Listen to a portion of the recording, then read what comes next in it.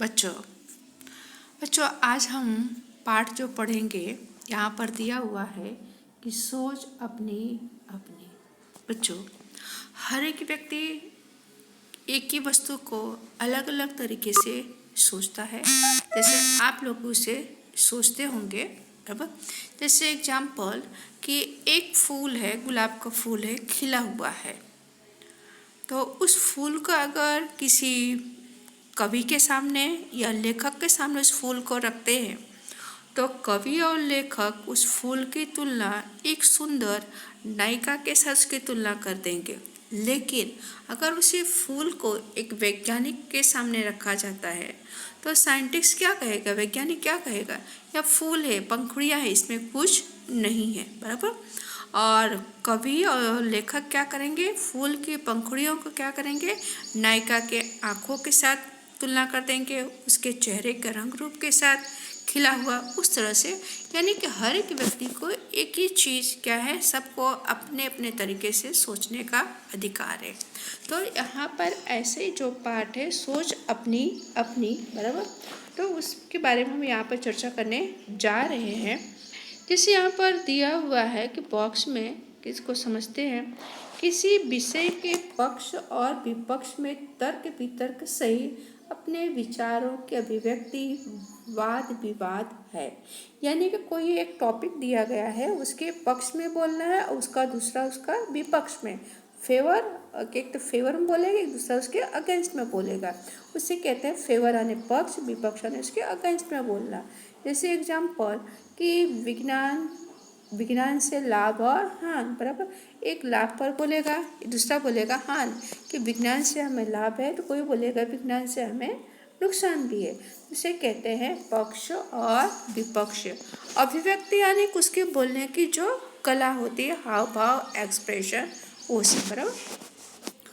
वाद विवाद मौखिक अभिव्यक्ति, मौखिक आने ओरली बोलना, ओरल, बराबर, उसे कहते हैं मौखिक अभिव्यक्ति। अत्यंत प्रभावशाली तथा महत्वपूर्ण रूप है कि बोलते तो सभी है, लेकिन किसी एक टॉपिक पर लेकर के बोलना, बराबर, वो क्या है, वो व्यक्ति के व्यक्तित्व को निखार करके रख देता है और वो काफ़ी व्यक्ति पर क्या करता है, प्रभाव भी डालता है। वाद विवाद में कोई एक विषय निर्धारित कर लिया जाता है। कुछ विद्यार्थी उस विषय के पक्ष में तथा कुछ विपक्ष अपने विचार तर्क इकट्ठा करके कार्यक्रम के दिन श्रोताओं के सामने प्रस्तुत करते हैं। श्रोता ने सुनने वाला, वक्ता ने बोलने वाला, कि जो भाग लिए होते हैं पक्ष और विपक्ष में बोलने वाले, उस विषय पे क्या करते हैं, बहुत सारी अपनी माहिती इकट्ठा करते हैं। और फिर जब दिन आता है, दिन तारीख क्या नक्की किया गया होता है, डिसाइड होता है किस दिन इस विषय पर बोलना है, और फिर कहाँ सुनने वाले लोगों के बीच में अपने विचार को व्यक्त करते, प्रस्तुत करते। एक वक्ता पक्ष में, वक्ता ने बोलने वाले, एक क्या बोलता है, पक्ष में अपने विचार रखता है, तो दूसरा वक्ता क्या करता है, विपक्ष में बोलता है। जैसे कि एक बोलता है कि नहीं कि आज के युग में विज्ञान की बहुत क्या है, बहुत ज़रूरत है, तो दूसरा बोलेगा नहीं, विज्ञान के आने से क्या हुआ है, बहुत सारी क्या नुकसान हुआ है, और उसके अगेंस्ट में बोलेगा, एक फेवर में बोलेगा। ऐसा इस प्रकार वक्ताओं को अपनी बात की पुष्टि तथा विपक्ष के कथन के खंडन का अवसर मिलता है, बराबर, कि वो अपनी बात भी रखता है, सामने वाले के क्या करता है, उसकी बात को विरोध भी करता है, ऐसा नहीं, ऐसा नहीं, ऐसा, उस तरह से। तो ऐसे बच्चे यहाँ पर देखते हैं कि आपकी किताब में यहाँ पर देखेंगे कि दिया हुआ कि नीचे दिए गए चित्रों को ध्यान से देखिए और फिर उन पर प्रश्नों पर कक्षा में वाद विवाद करवाइए। तो बच्चों इसे आपको खुद ही अपनी सोच के अनुसार अपनी नोट में आपको लिखना है, बराबर। जब स्कूल खुलेगा तो उसके बारे में वाद विवाद करेंगे, बराबर, नोट में लिखना बहुत ज़रूरी है। तो यहाँ पर देखते हैं कि यहाँ पर दो चित्र, रंग बिरंगे चित्र यहाँ पर दिए हुए हैं, बराबर। तो यहाँ पर हम चित्र देख रहे हैं कि यहाँ पर दो चित्र दिया हुआ है, बराबर, कि एक चित्र क्या है, दोनों चित्र हम गौर से देखें तो यहाँ पर दो चित्र हैं बच्चों, बराबर। ये जो पहला चित्र है यहाँ पर दिया हुआ है, ये जो चित्र है यहाँ पर ये क्या है, ये पूरा गांव का है। यहाँ पर देखेंगे तालाब है, बराबर, यहाँ नदी है, बहुत तालाब है। कुछ लोग यहाँ नहा रहे हैं, कोई यहाँ कपड़ा धो रहा है, कोई यहाँ देखेंगे पानी भरने के लिए आया हुआ है।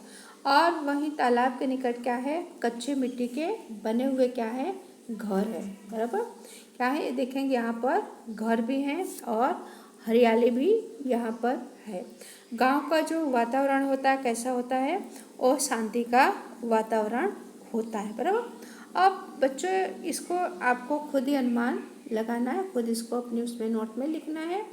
और दूसरा चित्र यहाँ पर देखेंगे जो दिया हुआ दूसरा चित्र यहाँ पर है जो है वो क्या है, वो शहर का, शहर नगर आने शहर है।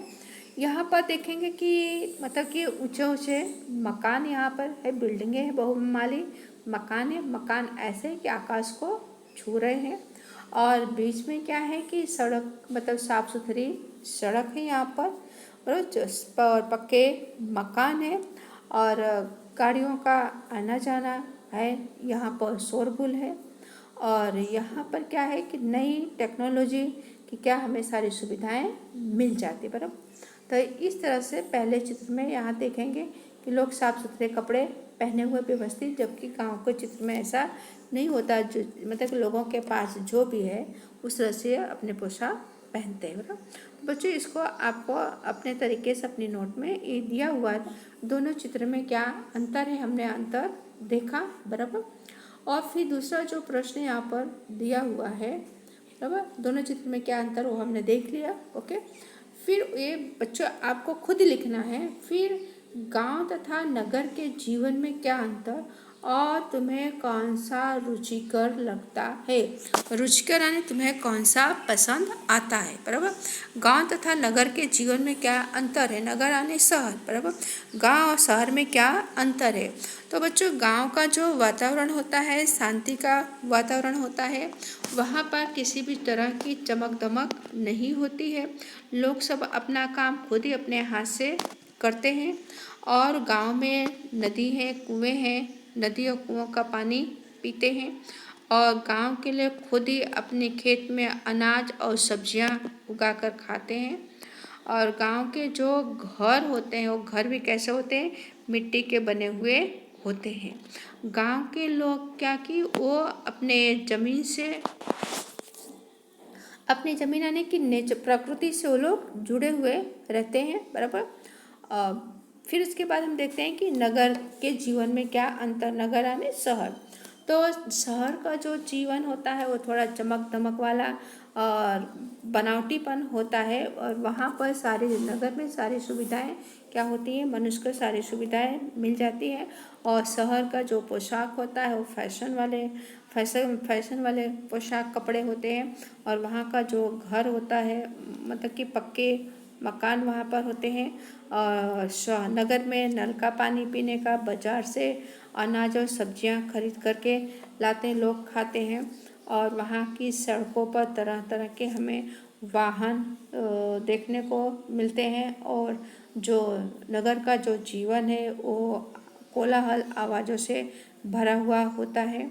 लोग मतलब कि गांव के लोग, नगर के लोग नगर के लोग दुकान में, दफ्तर में और कारखाने में काम करने जाते हैं और जिससे उनके जीवन में वो मतलब कि नगर के लोगों को जीवन में शांति नहीं होती है और वो लोग प्रकृति से काफ़ी दूर होते हैं। और फिर यहाँ पूछा है कि तुम्हें कौन सा रुचिकर लगता है, रुचिकर यानी अच्छा लगता है। बच्चों आपकी अपनी सोच अपने हिसाब से भी लिख सकते हैं। तो मुझे नगर का जीवन मतलब कि नगर का जो जीवन है वो अनेक कमियों से भरा हुआ, अनेक दोषों से भरा हुआ है।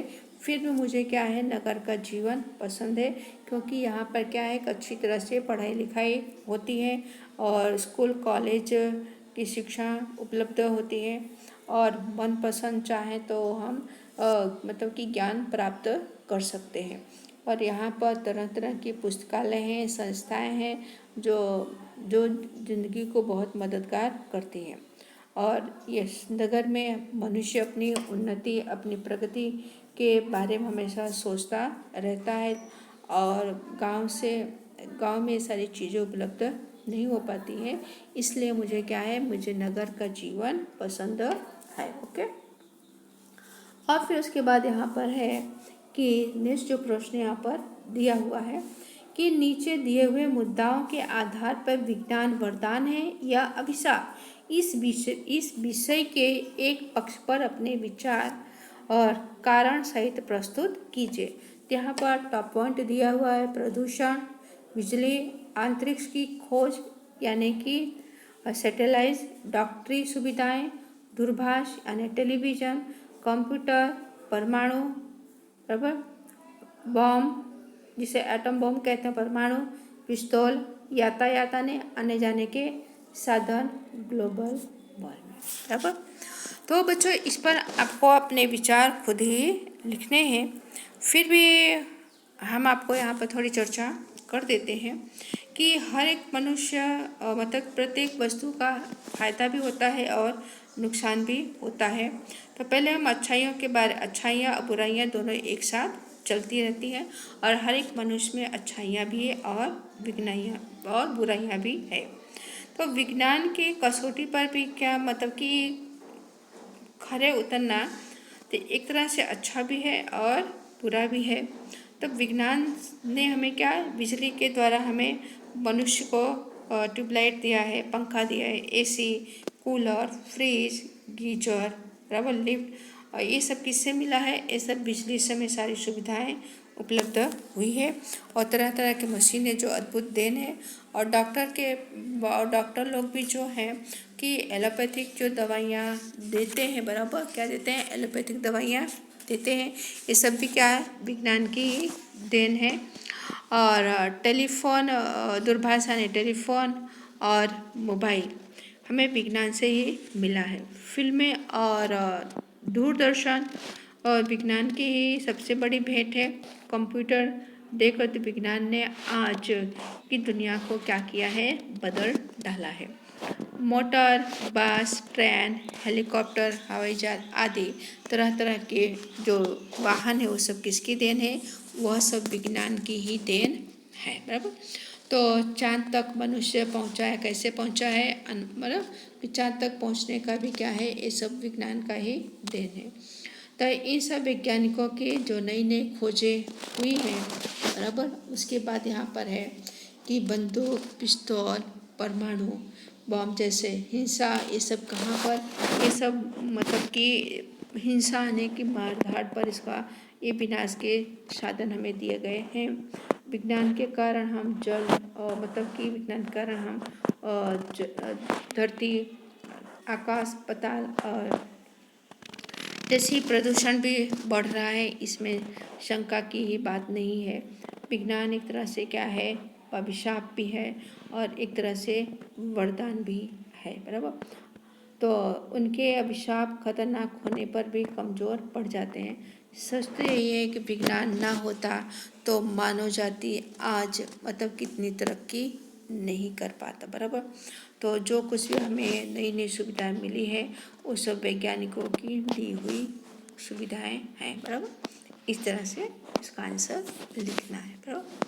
फिर उसके बाद नेक्स्ट देखते हैं, यहाँ पर दिया हुआ है कि कौन शक्तिशाली है, कलम या तलवार, अपने विचार और कारण सहित लिखिए। बराबर। इसमें दिया कौन शक्तिशाली है, कलम और तलवार, इसमें अपने विचार कारण सहित लिखिए।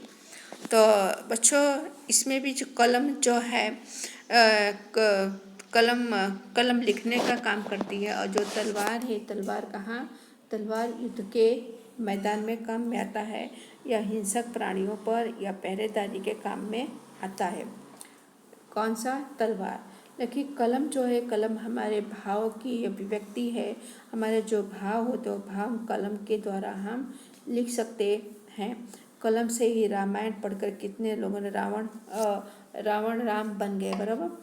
और फिर गांधी जी की आत्मकथा में भी बुरे लोगों को अच्छा बना दिया गया है। व्यास, वाल्मीकि, कालिदास, तुलसीदास जैसे मतलब आदि कलम के कारण और मर के भी अमर हो गए हैं। कलम ने ही कई लोगों को सिंहासन पलट दिया है।